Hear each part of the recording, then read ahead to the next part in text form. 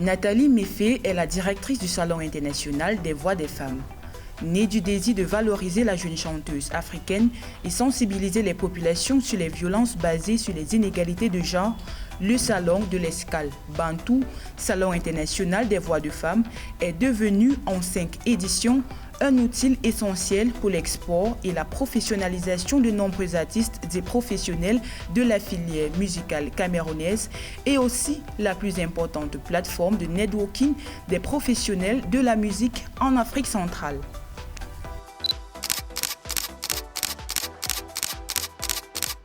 Il y a tellement de choses qui m'ont marqué du côté professionnel. C'est-à-dire, au-delà du fait que je travaille dans ce milieu, je me retrouve dans des gros événements avec des opérateurs de renom que je voyais à la télé. Aujourd'hui, on est potes, on est de tu à toi parce que c'est ça aussi la magie de ce travail-là. On voyage beaucoup, mais on fait des rencontres exceptionnelles et ça marque beaucoup aussi, ça marque.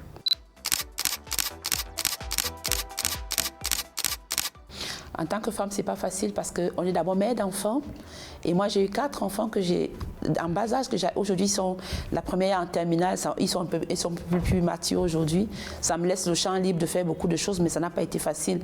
Et après, je travaille avec mon époux, qui est mon patron, qui est mon collaborateur, et il faut savoir faire la différence entre tout ça. C'est-à-dire qu'entre la maison, le secteur professionnel, entre maître de famille, ce n'est pas facile. Mais après, j'ai appris à faire la différence. J'ai appris à fonctionner avec tout ça. Et après, les enfants ont grandi là-dedans, ils comprennent mieux. Et la chance qu'on a aujourd'hui, c'est qu'ils s'intéressent plus à la question artistique. Moi, je n'ai que des artistes chez moi. Ça fait que ça me facilite beaucoup la tâche. Mais aujourd'hui, en grandissant, c'est les filles qui ne supportent pas mes absences en fait. C'est difficile tout le temps, on est parti, tout le temps on est parti. Mais je crois qu'ils comprennent que c'est comme ça qu'on gagne nos vies aussi. Mais ce n'est pas du tout facile.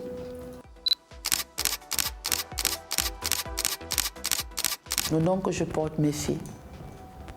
Parce que mon mari s'appelle Méfé. Il est très respecté, très connu. Et les gens étaient toujours en train de faire le rapprochement avec lui. Au départ, les gens n'ont pas cru en moi parce qu'ils croyaient que j'étais là parce que j'étais la femme d'eux, comme on dit souvent généralement.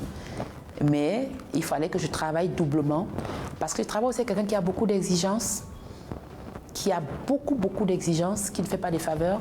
Ça a été très difficile.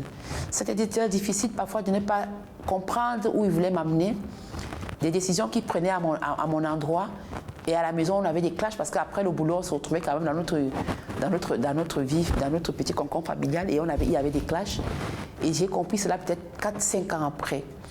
Au moment où, je me souviens en 2013, il faut qu'on aille défendre un projet de l'association Seine-des-Bennes à Cergy-Pontoise au Théâtre 95. Et il me dit, c'est toi qui vas. Je dis, non, moi je ne pars pas. Il me dit, tu es prête pour parler de l'association, même dans le monde?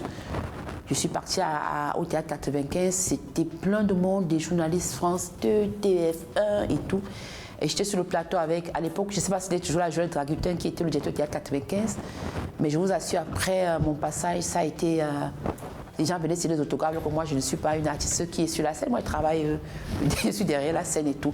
Et ils suivaient à l'époque, on n'avait pas Facebook, on n'avait pas les Facebook. Non, on n'avait pas WhatsApp, c'était sur Skype.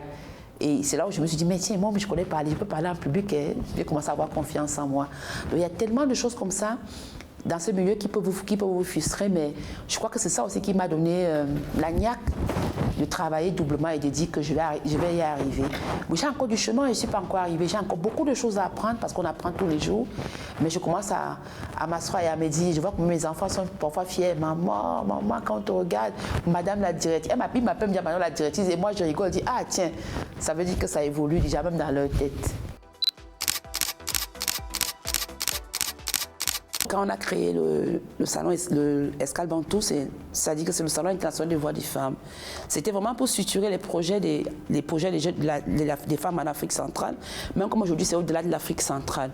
Parce qu'on a un vrai problème de structuration et de professionnalisation dans le secteur musical en Afrique francophone. Regardez bien, vous allez un peu observer, vous allez voir. Et ça, c'était vraiment un challenge pour nous. Et on voulait amener les filles à pouvoir structurer leurs projets. C'est pour ça que moi, on travaille vraiment sur la femme. C'est un projet qui est dédié à la femme. Et après, Dans ce projet, depuis l'année dernière, on a développé les questions des inégalités de genre et des violences faites aux femmes, parce qu'on s'est rendu compte que beaucoup de femmes artistes se plaignaient de ce qu'elles ont vécu, des violences qu'elles ont vécues et tout. On s'est dit, bon, ça sera notre combat. Vraiment, ça, c'est ça le Escale Bantou. Et après, on a une grosse plateforme d'échange et de rencontres entre les professionnels les plus importants de l'industrie musicale en Afrique et les artistes. Vous savez, aujourd'hui, pour voyager, aller sur un événement dans le monde, ça coûte de l'argent. Les fonds de mobilité n'existent plus. Et on donne la possibilité aux gens de venir voir des professionnels de l'industrie musicale qui viennent au Cameroun sans dépenser un franc. Peut-être le taxi, peut-être un billet de bus ou un billet de train, mais c'est ça Escale Bantou.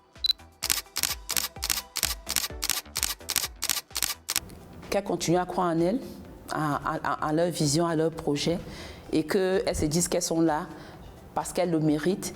Et puis derrière, il y a beaucoup de gens qui rêvent aussi de devenir comme elles. Nous sommes là pour booster les jeunes filles qui n'ont pas confiance en elles ou bien qui veulent aussi devenir. Il faut qu'on soit des modèles, des exemples, pour que quand ma fille, par exemple, grandit, qu'elle se dise que ouais, maman est arrivée là, il faut que je fasse plus que maman et que moi aussi, j'ai une entreprise ou bien je dirige, je ne sais pas moi, une banque ou bien qu'elles aient confiance en ce qu'elles font.